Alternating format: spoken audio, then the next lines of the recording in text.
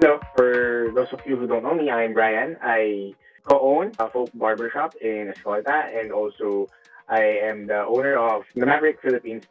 So, hello guys, I'm AJ Patawaran.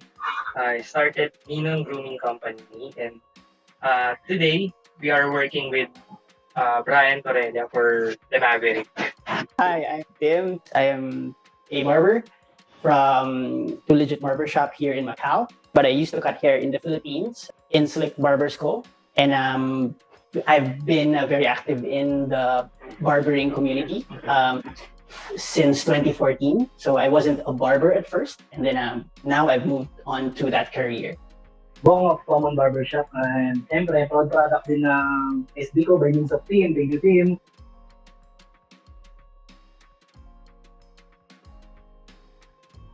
Kaya I wanted this talk kasi one of the missing pieces dito sa Pilipinas is the education side. Bakit? Kasi barbero lang yan, di ba? Buhok lang yan.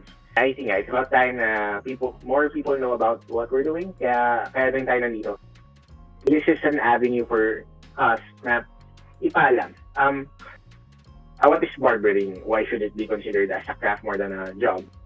One of my beliefs kasi we are in this world not for ourselves, but for others.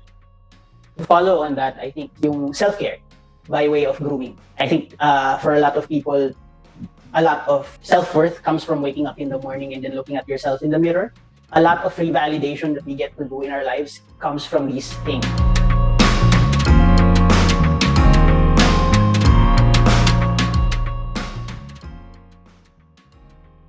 If there's anything that people can pick up, it's that craft and community, they really go hand in hand. So if you have a craft and you have community, you can soar to a really, really high level, more than you initially imagined.